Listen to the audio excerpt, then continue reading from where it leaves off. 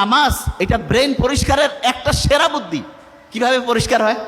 ওই যে বিজ্ঞানীরা দেখছে, নোবেল বিজ্ঞানীরা কিছুদিন আগে অনেক কয়েকজন হচ্ছে নোবেল বিজয়ী একসাথে হয়েছে, একটা মিটিং করতেছে। তা বলতেছে যে মানুষের জীবনের জন্য দরকার এরকম সবচেয়ে প্রয়োজনীয় 2টা লাইন বলতে হবে, 2টা, এর বেশি বলতে পারবে না। তো অনেক হিসাব কিতাব করে অনেকজন বিজ্ঞানী তো নোবেল নিছে, সবাই একটা একটা একটা একটা করে বিভিন্ন জন বলছে। শেষে 2টা কথা সবচেয়ে বেশি পছন্দ হয়েছে, সবচেয়ে বেশি ভোট পেয়েছে। তার মধ্যে প্রথম কথাটা কোনটা জানেন? যে অবস্থায় আপনি আছেন শুকরিয়া আদায় করেন। তো এইটা যখন আমি পড়লাম তখন মনে হলো আমরা যে সূরা ফাতিহা পড়ি, আলহামদুলিল্লাহ রাব্বিল আলামিন, আল্লাহ তুমি আমাকে যে অবস্থায় রাখছো ভালো রাখছো, এইটা হচ্ছে 1 নম্বর প্রয়োজন। এবং প্রত্যেক নামাজে প্রত্যেকবার শুরুতে বলতেছি, এবং এইটা জীবনের জন্য 1 নম্বর দরকার। তার মানে নামাজ হচ্ছে আল্লাহর সাথে কানেকশন করার সাথে আমার নিজের ভালোর জন্য দরকার বেশি। নিজে ভালো থাকবো কখন? যখন আমি চিন্তা করি যে আল্লাহ আমাকে তুমি যে অবস্থায় রাখছো ভালো রাখছো। আর দ্বিতীয় কথাটা কি দরকার? সেটা হচ্ছে মানুষ দীর্ঘদিন ভালো থাকতে পারবে, মানুষের ব্রেন সুস্থ থাকবে, মানুষ হচ্ছে উন্নতির দিকে যাবে কখন? যখন কেউ রেগুলার পড়াশোনা করে। কোরআনের প্রথম যে আয়াতটা নাজিল হইল কি ছিল? প্রথম আয়াতটা পড়ো তোমার প্রভুর নামে, ঠিক না? পড়ার কথা বলছে। তা আল্লাহ কিন্তু নাজিল হওয়া প্রথম কথাটা পড়ার সাথে, কোরআনে আমরা যখন সূরা ফাতিহার প্রথম যে আয়াতটা দিয়ে নামাজ শুরু করি প্রত্যেক রাকাতে, সেটা কি ছিল?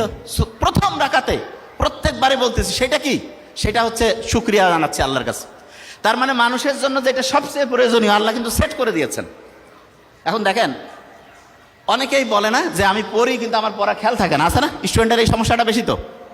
আচ্ছা, ছেলেদের মধ্যে বলবেন ঈদের নামাজ কারা কারা পড়েন? একটু হাত উঁচু করেন তো। বাকিরা পড়েন না? ঈদের নামাজ প্রত্যেকেই পড়ি। আচ্ছা, তাহলে ঈদের নামাজ যে পড়ি, ঈদের নামাজে রিয়েলি আপনাকে এবার হাত উঠাতে বলবো না, অনেকে ভুল করেন না? এদিক ওদিক তাকাচ্ছেন যে কি মানে যাবো নাকি হাত বাঁধবো, হয় না? 100% হয়।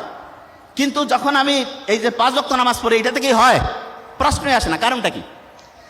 কারণটা হচ্ছে, আপনি এখন বলতে পারেন যে ভাই আমরা তো ওই ঈদের নামাজ মাত্র সেরকম পড়ি নাই। আপনি হিসাব করে দেখেন, প্রত্যেক বছরে 2 বার করে আপনি ঈদের নামাজ পড়েন। আপনি যদি 20 বছর ধরে নামাজ পড়তেছেন, 40 বার পড়ছেন, কিন্তু তারপর আপনার খেয়াল থাকে না। কারণটা কি? কারণটা হচ্ছে ওই যে একটু আগে বলছিলাম, যা কিছু পড়ি 1 সপ্তাহ পরে 80% ভুলে যাই।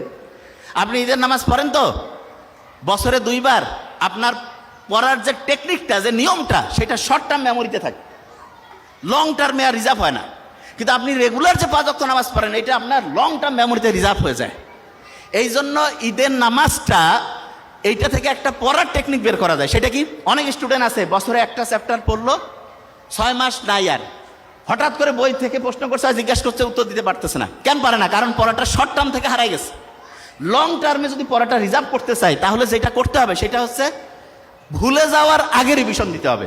আমরা যে নামাজ পড়ি প্রত্যেক দিন 5 ওয়াক্ত নামাজ পড়তেছি না, একে সূরা ফাতিহা ফির কমন দরকার কি? আল্লাহ তো কইতে পারতো যে দিনে 1 বার পড়বা, একটু করে পড়লে হবে। নো, 5 বার রাখছে এই কারণে।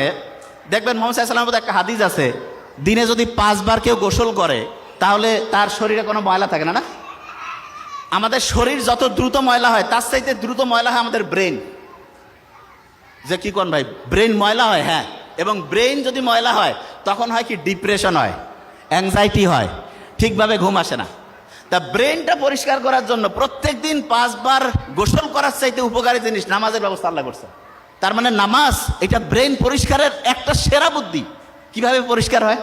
ওই যে বিজ্ঞানীরা দেখছে, নোবেল বিজ্ঞানীরা, যে সবচাইতে ভালো কোনটা? যে শুকরিয়া যদি থাকে, আপনি যখন নামাজে দাঁড়ান তখন যদি এই শুকরিয়াটা থাকে আপনার মধ্যে, যে আমি যা কিছু পড়ছি, যেই অবস্থায় আমি আছি, আল্লাহর কাছে আমি শুকরিয়া, আল্লাহ আমাকে তুমি ভালো রাখছো, অটোমেটেড দেখবেন যে আপনার মনের যে দুশ্চিন্তা, মনের মধ্যে যে খারাপ অবস্থা, এটা আল্লাহর রহমতে নাই হয়ে গেছে।